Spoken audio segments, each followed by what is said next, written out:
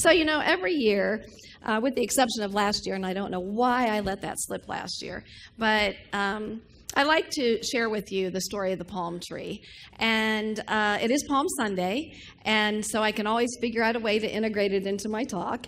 So I learned this story when I was actually up at Unity Village during some classes. And so the story goes that the palm tree isn't really so much deeply rooted as it is widely rooted. But in that, it is deep in its roots, and it's very solid, and it's a very flexible tree. And scientists, bless you, have been known to go out and to measure the height of a palm tree before a big hurricane or before a big storm.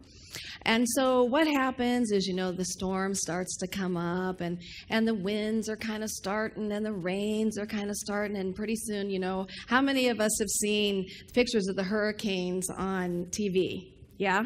And so before long, the palm tree, it's going and it's all over the place, and it's being, to the right and to the left, and it's being flown back in such agony, and oh my gosh, it's going everywhere until finally, it just falls over to the front. But then the sun comes out, and the palm tree slowly begins to reach towards the light. And as it reaches towards the light, it just expands in all of its gloriousness. And once again, it just stands there as this beautiful palm tree. But the interesting thing about it is that when scientists have gone out to remeasure the palm tree, there have been times after a hurricane when a palm tree has grown anywhere from 9 to 16 inches. Isn't that interesting? And I did make sure to look this up to make sure it was actually true. But I love that as a metaphor for our lives, and in a few ways. Anybody ever go through tough times? Just a few. And, and this is a reminder for us that, no matter what it is that we go through, that, the light is always there. Of course, we would look at the light as being God, as being source, whatever you would want to call this divine intelligence. But that the light is always there, and that as we look towards that light, or as we go within to that light, that we will always rise higher. Always something will expand in us. And I love that metaphor for our life. And I love that, today we are talking about going deeper and really rooting ourselves deeper into our spiritual truths, into our spiritual understanding. So I'm going to invite us to once again say together our affirmation together. I am available to more good than I've ever experienced, imagined, manifested, or expressed before. Oh, doesn't that just feel good? It does. This affirmation comes from Dr. Michael Beckwith, Dr. Reverend Michael Beckwith, and he is the minister at Agape in Los Angeles, and his book is called Life Visioning, and so we're in the midst of a series on this book, Life Visioning. Now, in his book, Michael expresses four stages of consciousness. He calls it the evolution of our consciousness. And there's many more stages than just these 4 stages, but I love these 4 stages. The first stage that we talked about was the to me, or the victim stage. This is where all victims have blame stories. And it becomes all about, my life is this way because this happened to me. The reason that I'm acting this way is because so-and-so did this to me. And what does it do? It puts the power outside of us, right? So we're really not empowered at all in this stage. And so I think most of us have moved out of the victim stage, although sometimes we're going to go back into the victim stage. The second stage we talked about for the last 2 weeks is the manifestor stage. And this is the by me stage. And I stayed in this stage for 2 weeks because it's such an important stage. Because this is where we're really coming into understanding that we are participating in our life experience with these laws that govern everything, these universal laws.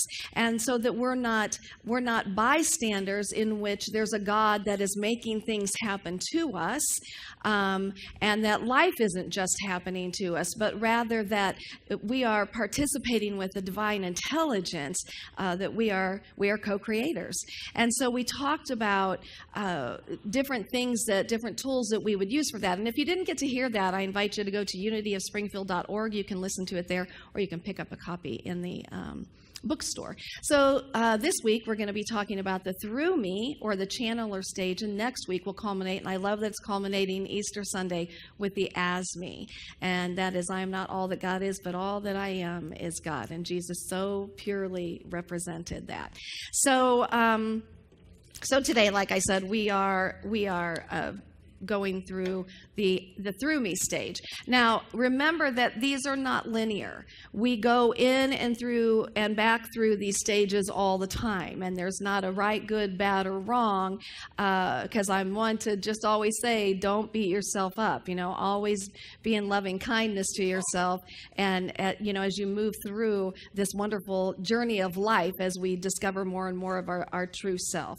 So Michael Beckwith says that in stage 1, victim consciousness, the ego is consumed by poor, pathetic me, look at what they did to me. Stage 2, manifestor consciousness, the egoic mindset of make it happen, therefore I am the doer, rules. Stage 3, ego is as a clear, pure channel of the ineffable, of that which we cannot explain, we can't touch. It's just so beautiful. All that I think and do is in alignment with the perfection of the universal principle. That feels so good. And in this through me stage, we're gonna use words like a channel, or I'm a vehicle, I'm an instrument, I'm an opening through which life is having its way with me. Something is operating through us. Now, there's an aspect in stage 3 that can be compared to the experience of being in the zone. Have you ever been in the zone and you're in the zone? Well, good morning, everybody. This is simply my way of saying, please don't squeeze my hand. Please be aware. I did cut my hand a week ago, this past Tuesday. I'm not going to tell you exactly what happened, but I did cut off 4 fingers, and so I still have stitches in them, so they're a little tender. So if you could just be aware of that, I would appreciate it. But the fact that it happened, I'm going to tell you, it's the best possible outcome. So I'm very blessed. So let's start again with our affirmation together. I am available to more good than I've ever experienced, imagined, manifested, or expressed before. I've shared with you the Gospel of Thomas from 70, where it says, if you bring forth that which is within you, what you bring forth will save you. But if you do not bring forth what is within you, what you do not bring forth will destroy you. And so what this is saying to us is that it's throughout our lives, we have been so programmed by our culture, by our parents, by our society, by our school, by our churches, by our friends, by everything, that we have a tendency to have this whole untrue idea of who we really are. And so it's saying, if you bring forth what is really within you, if you bring forth that greater truth, if you bring forth that greater reality, that's what will save you. But if you don't bring it forth, then just living in this realm of what is not true about us, that hurts us, doesn't it? It absolutely does. Now, we are in a series based on the book Life Visioning by Reverend Michael Beckwith. And I love this series. This is something that I shared with you, that we did this at our board retreat and spent about a third of our time with this, all of this awesome stuff. And it was one of the best board retreats that we've ever had. And it's impacted us individually in our personal lives, but it's also impacted us as a leadership as to what we see and in what is wanting to emerge here as Unity of Springfield. Now, what Michael shares is that he has 4 stages of what he calls the evolution of our consciousness. Now, there's many more stages than just 4, but I love because he just breaks it down into 4. And they are the victim stage, which is to me, the manifestor stage, which is by me, the channeler stage, which is through me, and the being stage, which is as me. So we started out talking about the victim consciousness, and that when we are in that state of being a victim, every victim has a huge blame story. And that blame story has everything to do with something outside of the person. And so it's maybe it's God, or if you believe in the devil, it's the devil, or it's your ex, or it's your parents, or it's a teacher in school, or it's an organization, or it's the government, or it's the economy, or it's your genetics. And so a victim. So it takes some self-discipline, does it not? Yes, to set aside this time for a daily practice and to make it a priority in our lives. So I want to share with you what Michael Beckwith himself says. He said, experiences convinced me that meditation, and I love how he puts this, is the most powerful spiritual technology for discovering our fundamental enlightened state of being, which is why I define it as paying undistractable attention to reality. I love that. Paying undistractable attention to reality with the big R. And I love that he calls it a powerful spiritual technology, because that's what it is. He said, contacting the reality of your soul essence in meditation sensitizes your ability to realize your oneness with Source and intuitively see your invisible soul qualities, access them more easily, and express them in the invisible world. And I loves what he says here. You are the self with a capital S, which has no name or label. Meditation blows back your hair and gives you a glimpse, perhaps for the first time, of your original face, your true identity. And that's so beautiful, because I know, for many of us in here, we've had those moments of experiencing that, and it takes your breath away. It's ineffable. It is so beautiful. And it takes your breath away to realize you, every single one of us. He said there's two essentials for practicing meditation, sincerity of intention and surrender of the results of your results. Now, sincerity of intention translates into making sure that we're doing this, that we're making this, that we're not just saying, hey, I'm going to do this, but that we're actually making this a daily practice for ourselves. And it's life-changing when we do this. Now, Steve Eifert, you've heard the announcement with Steve. He did a 2-hour mindfulness meditation workshop, and there were about 24 of us who were present there, and it was awesome. And so as you hear, he's going to be doing this for 4 Saturdays, and it doesn't matter if you've come before or not, you can come to any of these. But one of the things that he says, and that Michael Beckwith says, that the surrender, when we say surrender, what it means is surrender the idea that you've had a good meditation, a so-so meditation, a poor meditation, to remain unattached, non-judgmental, and just let that go. And the reason that is so important, for me anyway, is because it's very hard for me to sit for 15 minutes and not have my mind going, all over the place, and having to come back again. Okay, this is what I'm here for. Come back again. And I really heard him when he said, don't judge that, because it's not about that. And even for Steve, who's been doing mindfulness meditation for decades, he still has those times where his mind is just a monkey mind. And so just always honor yourself with loving kindness. Also recognize that the results of your meditation don't always manifest during your meditation. Sometimes I know ideas will flood into me. And other times I'll come out and it's like, okay, I had a gazillion thoughts there and not really sure what happened there. But then things come later. And I love this, what Michael Beckwith says. He says, the point is that we don't practice meditation simply to relax or become peaceful, although that will occur. Its purpose is not to strengthen our ability to use the laws that govern the universe, yet this will happen.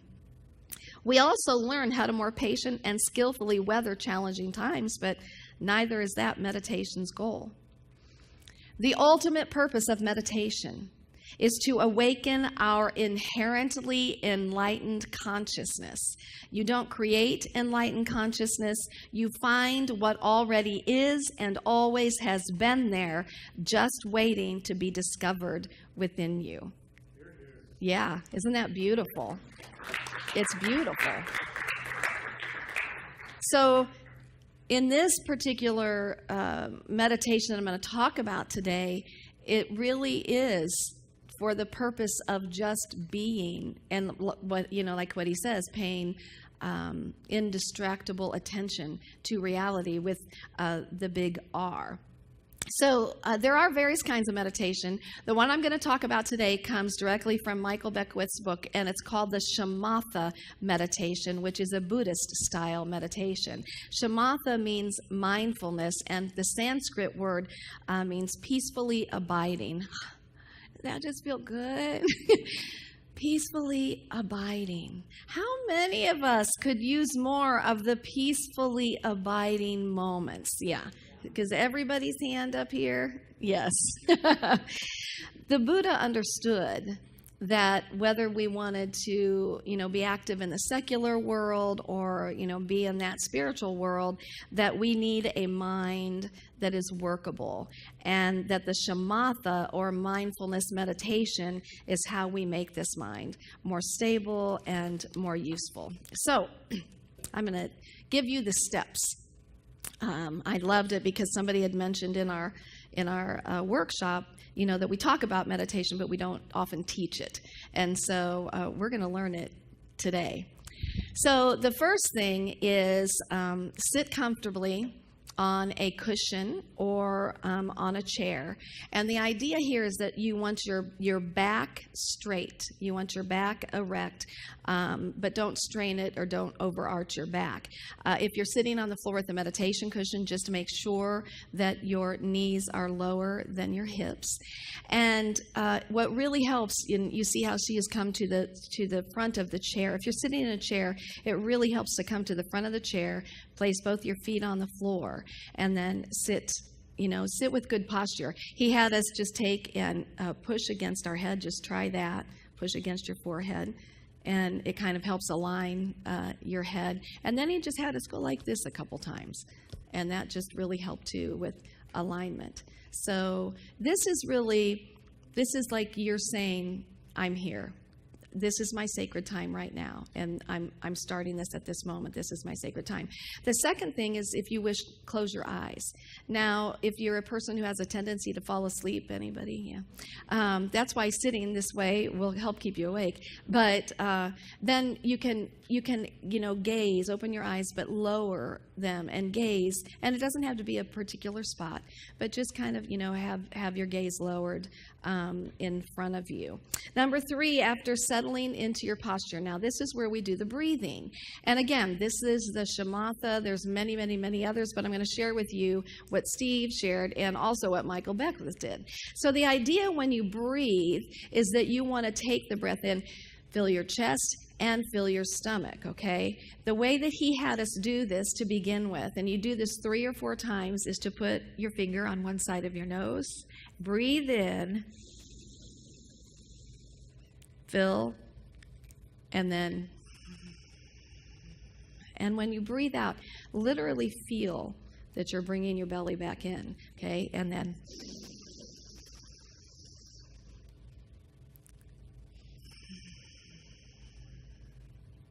now, in this particular meditation, it is a breathing in and a breathing out through your nostrils. Now, here's the thing: is that because you're going to get used to this.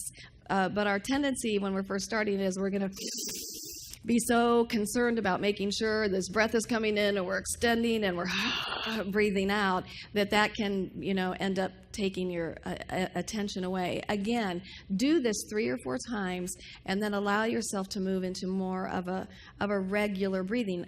What I have found is that I breathe deeper just by doing that exercise than I would on a regular basis. And so, just 3 or 4 times. Okay, number 4, distractions such as thoughts and emotions and aches and sounds and all kinds of things are going to arise, right?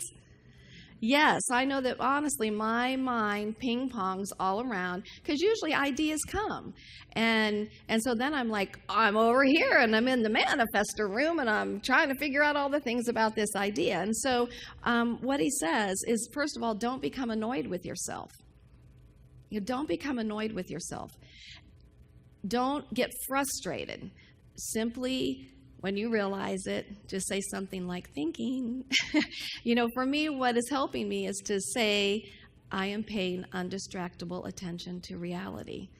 I can say, obviously I say that within myself, but that helps me to stop. Find something that just helps you just to come back to center. I promise you guys, you're going to go ping, ping, ping, ping, ping, ping, ping, ping, and then you're going to realize that, okay, come back to center. The main thing is don't beat yourself up.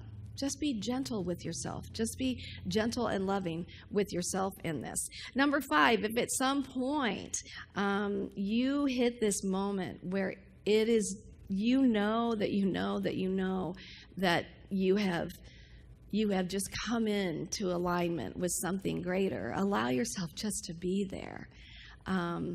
I know sometimes when I'm in that place and then I realize I'm in that place, I'm out of that place. I don't want to get back to that place. But just allow yourself to be there. And the thing is, you'll get there. And they tend to be nanoseconds, but they're timeless.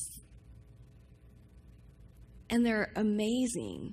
And I always think about when the woman who was bleeding and touched the hem of Jesus' garment, how in that moment, like that is what came for her, in that moment. And that's the experience, is we have those moments where it's just like, and we know. And if it's a nanosecond, whoa, a nanosecond to me in spiritual time is like a gazillion years, so it's powerful, powerful. And then number 6 is do something to signify the end of your meditation, whether it's a chime, whether it's a mantra or a word, a prayer, do something to signify the end. So you guys, we're going to practice this. This is why we didn't do meditation in the beginning. So we're going to practice this. So I'm going to invite you, if you want to sit to the front of your chair and you feel comfortable doing that, that's great. If not, that's fine. Try to sit up and feet flat on the floor. The good thing is if you can have your hands on your knees either palms up or palms down, whatever you want to do. When you're first doing the breathing exercise, if you want to have your hands on your chest and belly, you can do that too. But so what we're going to do is we're going to breathe in and out 4 times, okay? So I'm going to invite you just to breathe in.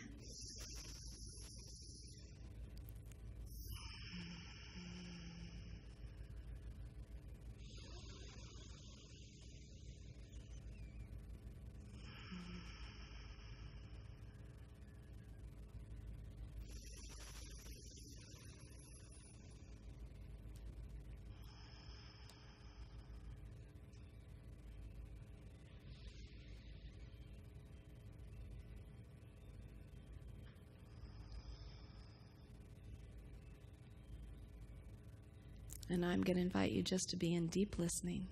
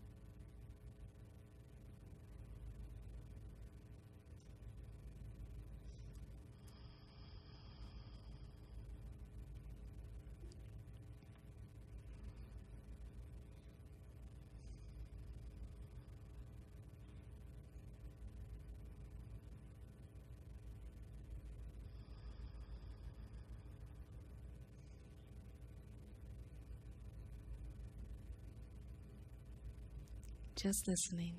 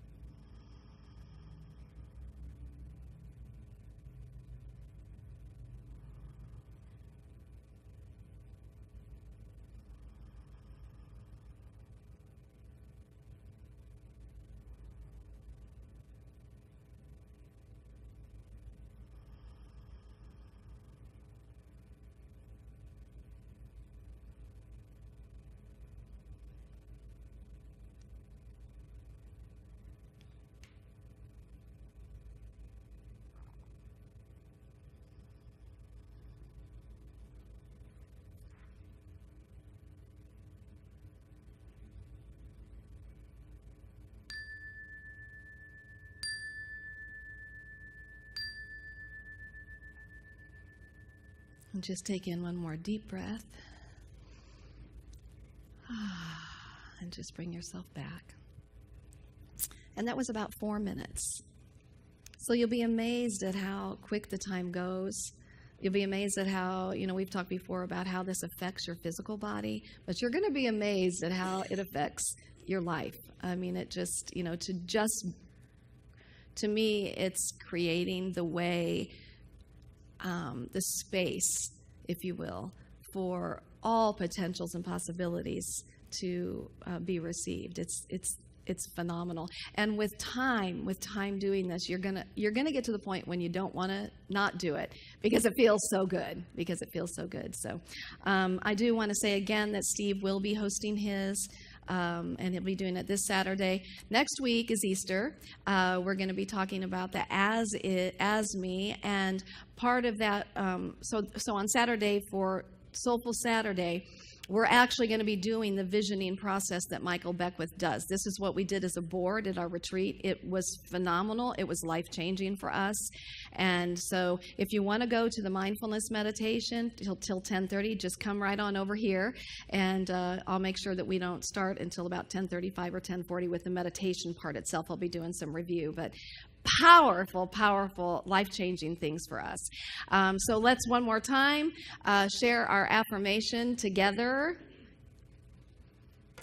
I am available to more good than I've ever experienced, imagined, manifested, or expressed before. And so it is, and so it shall be. Woohoo! Namaste.